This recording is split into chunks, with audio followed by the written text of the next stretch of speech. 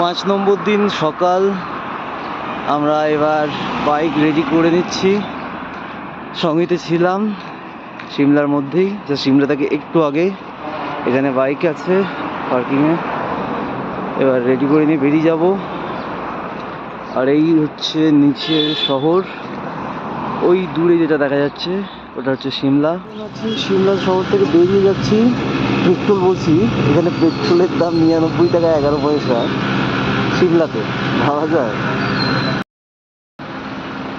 সকালের সিমলা শহর জ্যাম লেগে গিয়েছে, ট্রাফিক ভালোই আছে। সিনারি ভিউ খুবই সুন্দর, পুরোটা দেখানো।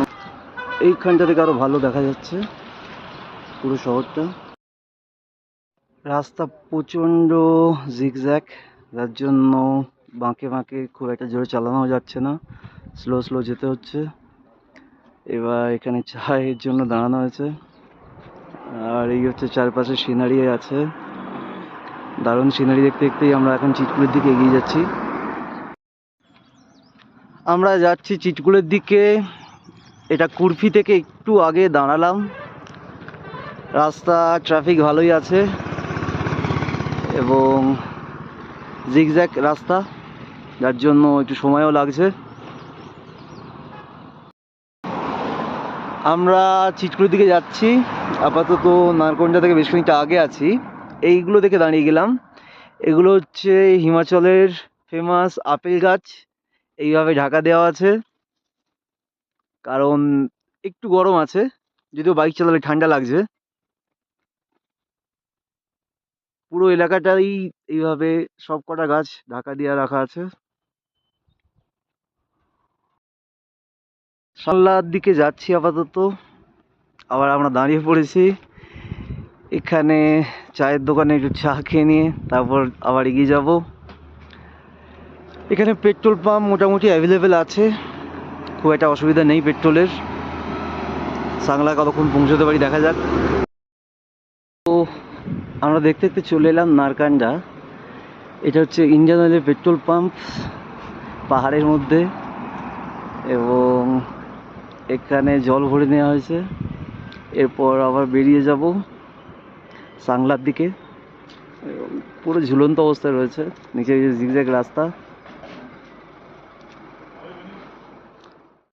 রামপুরের দিকে আমরা যাচ্ছিলাম, কিন্তু এখানে সুন্দর গাছের ফুলগুলো দেখে দাঁড়িয়ে পড়লাম। পুরো এটা কি বলবো, সুন্দর নীল কালারের মতো, খানিকটা পার্পল কালার, সুন্দর দেখতে লাগছে চারদিকে সিনারিটা। পুরো রাস্তাটা জুড়ে এরকম গাছ হয়ে রয়েছে। দুপুর প্রায় 1টা বাজে। এইরকম পাহাড় চারিদিকে। ওইদিকে সুড়ঙ্গের কাজ চলছিল, দাঁড়াতে পারলাম না ওখানটায়। এইখানে গাছের ছাওয়ায় আপাতত দাঁড়িয়েছি। ম্যাগি রান্না করে খাওয়া হবে আমাদের লাঞ্চ, তারপর আবার আমরা এগিয়ে যাব চিটকুলের দিকে। ম্যাগি বেরিয়ে পড়েছে, এখানে কুকারও সেট। সবজি মোটামুটি কাটাকাটি রেডি হয়ে গেছে, ম্যাগিও খোলা হয়ে গেছে, জল গরম চলছে। এবার রান্না হবে। ম্যাগি দিয়ে দেওয়া হচ্ছে।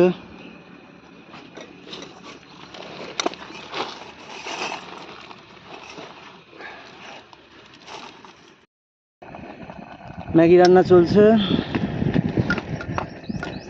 অল্প অল্প গরম আছে এখনো।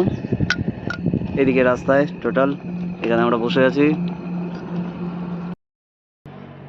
রান্না শেষ, ম্যাগি রেডি। রামপুর পেরিয়ে এসে আমরা আবার দাঁড়িয়েছি।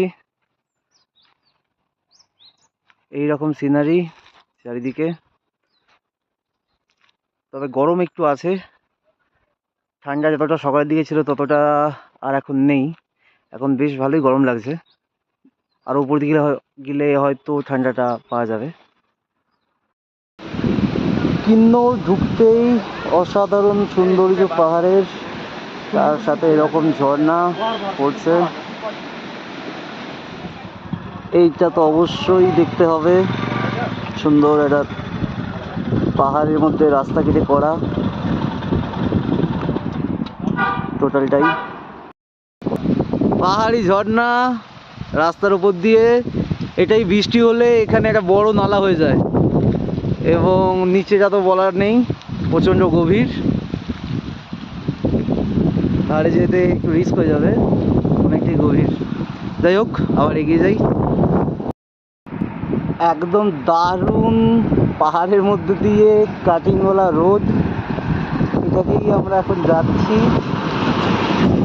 রাজুদা একটু পেছনে রয়েছে, চলে আসবে এক্ষুনি। এবং ওপরে পাহাড়, এটা একটু অন্য রকমের পাহাড়, যেটা কিন্নরের দিকেই মেনলি দেখতে পাওয়া যায়। আর এইটা হচ্ছে তো সাইডের সিনারি। এই রাস্তা দিয়েই আস্তে আস্তে আমরা এগিয়ে যাচ্ছি চিটকুলের দিকে।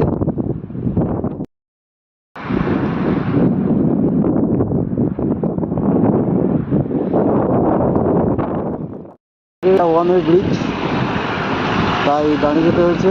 ওই থেকে গাড়ি ক্লিয়ার হলে তারপরেই যাওয়া যাবে। ভিউটা দারুণ, জাস্ট অসম ভিউ। এই রাস্তা দিয়ে আসতে হচ্ছে। সাংলা যাওয়ার রাস্তা, এটা একটা নদী বয়ে গিয়েছে। এখানে টানেল তৈরির কাজ চলছে। আর এই ব্রিজ আমরা পেরিয়ে এবার বেরিয়ে যাচ্ছি সাংলা। সেখান থেকে সোজা চিটকুলের দিকে যাওয়ার ইচ্ছা আছে। চলো গাড়ি স্টার্ট। আস্তে আস্তে আমরা এসে গেছি এই পয়েন্টে। এই যে ব্রিজটা দেখা যাচ্ছে, এটা দিয়ে ডান দিকে ঢুকে গেলেই লাংজা হয়ে চিটকুল যেতে পারবো, একদম ওই রাস্তায়। আর এই যে সোজা রাস্তা যাচ্ছে, ওটা সোজা কল্পা হয়ে তাবো নাকো হয়ে কাজা। তো আমরা ডান দিকে করবো, লাংজা বলছিলাম, সরি, সাংলা হয়ে আমরা চিটকুলের দিকে যাব। তো ডান দিকে রাস্তা ধরবো। মাইল বোর্ড বলছে সাংলা 4 কিলোমিটার, চিটকুল 28 কিলোমিটার দূরে আছি আমরা। দূরে পাহাড়ের চূড়ায় বরফ দেখা যাচ্ছে। আর এই হচ্ছে রোড। আগেরটা দেখাতে পারলাম না, প্রথম 10 কিলোমিটার খুবই খারাপ ছিল। আর এত খাড়াই, আর ডান দিকে একদম খাড়াই খাদ আছে, মানে ভয়ঙ্কর রাস্তা একরকম। এইদিকেও পাহাড় আছে, আমরা অনেকটাই উপরে উঠে পড়েছি। তো এইবার বোঝা যাচ্ছে যে মানে চিটকুলকে কেন ইন্ডিয়ার লাস্ট ভিলেজ বলে। এটা অনেকটা উঁচুতে। দেখা যাক, আরও এগিয়ে যাই। চিটকুল যাওয়ার রাস্তা প্রচণ্ড সরু এইরকম, এবং ডান দিকে খাড়াই। এখানে একটু জ্যাম লেগে আটকে গিয়েছে সামনে। প্রচণ্ড খাড়াই রাস্তা, তার সাথে খারাপও, অফরোড বলতে পারা যায়। আমরা পৌঁছে গেছি রাকচাম। চিটকুল থেকে 12 কিলোমিটার আগে দাঁড়িয়ে আছি টোটাল। ওপরে বরফ আছে। এখানেও কিছু কিছু হোমস্টে আছে, কিন্তু ঠান্ডা রীতিমতো বেড়ে গিয়েছে। আর টেম্পারেচার মোটামুটি অনেকটাই কম। এখানে ওপরে বরফ, নিচে হোমস্টে আছে, তার পাশে নদীও আছে। দেখা যায় সময় 7টা 30 সন্ধ্যা। আমরা পৌঁছে গেছি চিটকুল, ইন্ডিয়ার লাস্ট ভিলেজ। এই আমাদের guest house, Ratan guest house. আর এখানে আশেপাশে অনেক গেস্ট হাউসই আছে। দূরের ওইদিকে পাহাড়। আমাদের গাড়ি পার্কিং এখানেই আপাতত। ওদিকে পাহাড়ে স্নোফল হয়েছে, চারিদিকে বেশ ভালো স্নো আছে। এদিকে হালকা মেঘ উঠেছে আকাশে, রাতে স্নোফল হতে পারে। টেম্পারেচার প্রায় 0 কাছাকাছি। এই হচ্ছে রুম, 800 টাকা নিয়েছে, যথেষ্টই ভালো। এবং বাইরে ব্যালকনিও আছে, এখান থেকে মোটামুটি